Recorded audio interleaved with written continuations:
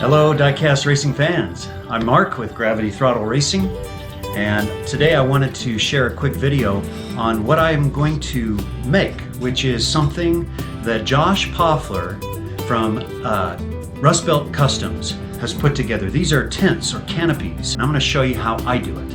Okay? Once you get the template, I recommend you print it on this. This is not regular paper. This is cardstock. I went to Walmart and I bought 50 sheets for $10. It's matte. It's not a gloss, it's a matte finish. And then I simply set my printer with the correct settings, the matte setting, not regular paper, and it comes out beautiful.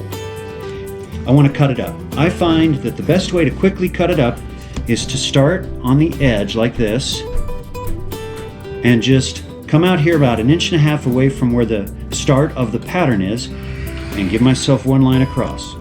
Turn it 90 degrees, line it up, start about 1 inch away, and cut about to 1.5 inches beyond. Boom, I'm done.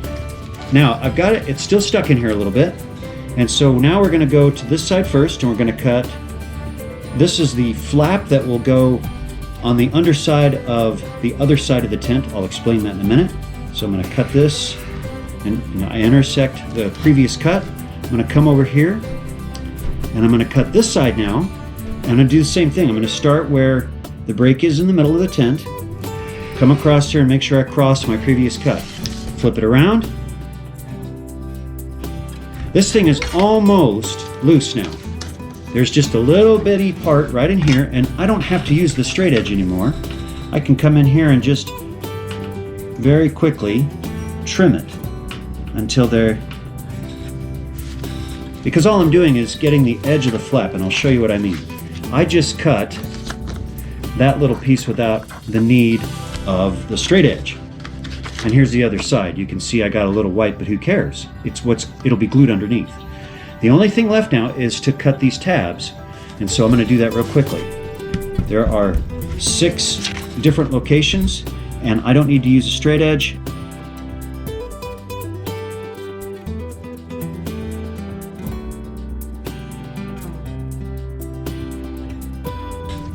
Okay, I've got them cut out. Now, the canopy has a flap at the bottom. This one has a flap here and a flap here, and the same with this piece, here and here. This is why I have 2 straight edges. I'm going to fold it the opposite way it will go at the end. So what I'm going to do is line up with my ruler where the fold should be, but notice that it's going to go the wrong way. I'm going to lift this up, use this straight edge, come in here like this, and jam it in. I have a nice straight edge, it's just the wrong direction, but who cares? I've already got a seam. Now we'll do the other side. And we'll go this side, just like that. Give this a little lift up here. And this is where I could use this block instead, but I like using my triangle or another ruler. And then I just press it up. Okay, I've got 2 seams, or 2 flaps. 1, 2, just like that. Okay, and now I'm going to carefully take this over and fold it on top of each other, kind of overlay it. And this is kind of like making a paper airplane. This is where I don't have to make a real tight seam, but I want to start bending this. This is the top of the canopy. All right, now I've got half of the canopy and the 2 flaps. Now I can take this tab, bend it over, take this tab, bend it over, and I'll be ready to glue in just a minute, and you can see that I'll have half of it done. But before I do that, let's do the other one real quick.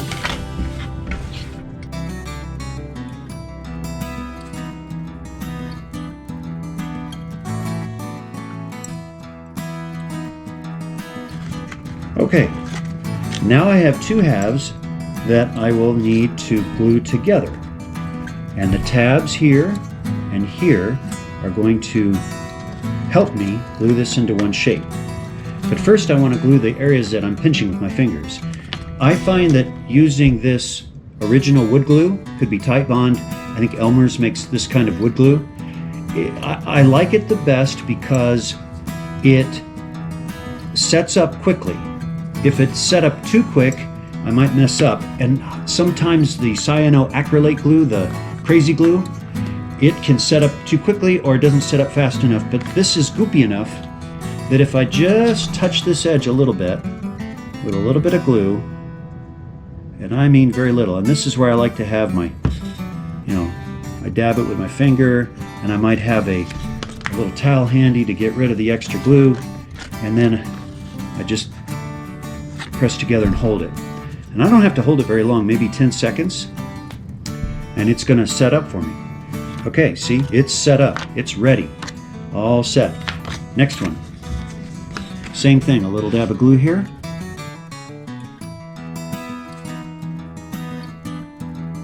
See, we're making good progress.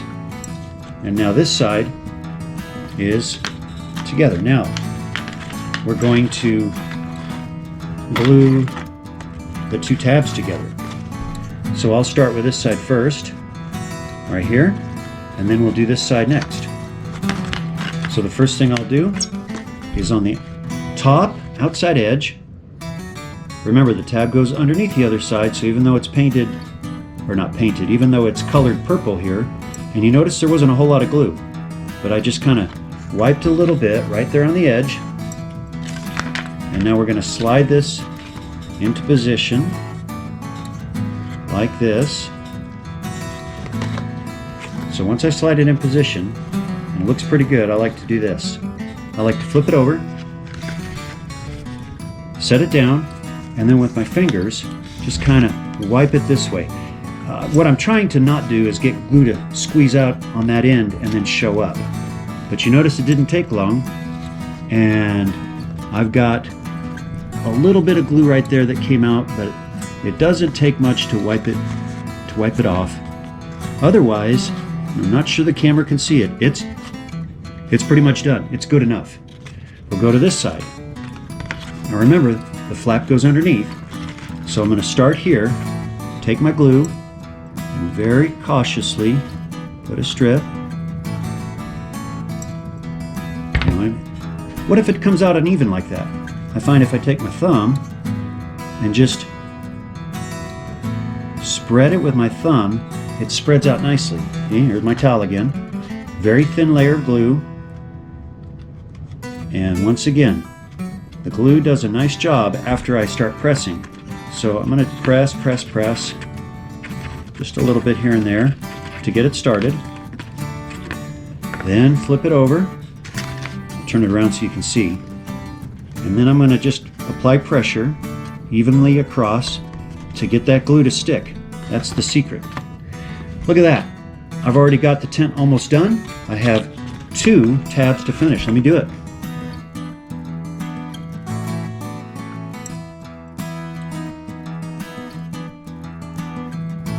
Okay, so it's not completely dry, but it is set up pretty well.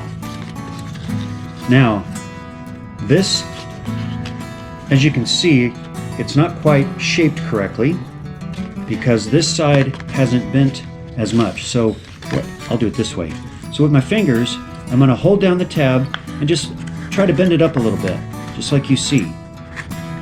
Remember, I still want to keep it glued, but I'm just trying to reshape this ever so carefully so that I get more of a regular tent pattern. And the easiest way to tell if you got it right is tip it over, and if it all, like a chair, a 4-legged chair, if it sits on the table without coming up, look at that. In a matter of just a couple minutes, I've got my tent done. That's where these come in. These are little dowels. They look like toothpicks. They're a little bit wider in diameter and maybe a little longer, but they don't have the pointy edges. So I like them because they look very natural.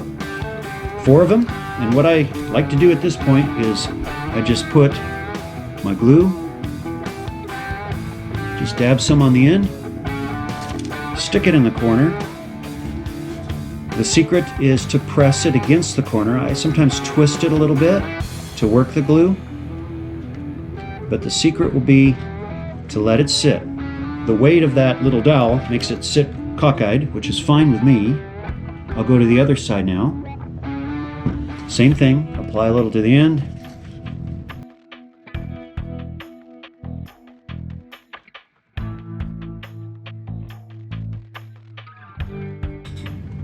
Put the fourth one in. You can see how the glue, because it's setting up, it's not dry, but it kind of sets up and keeps this lightweight material intact. All right, now that I've got that, I'm going to turn it over. Notice that none of the legs popped off. And the only thing I like to do is just kind of eyeball it, make sure that the legs aren't like really cockeyed, and let it dry this way. That is it. 2 straight edges to make the bends, some glue to glue the tabs, a nice sharp X-Acto knife, and I'm done.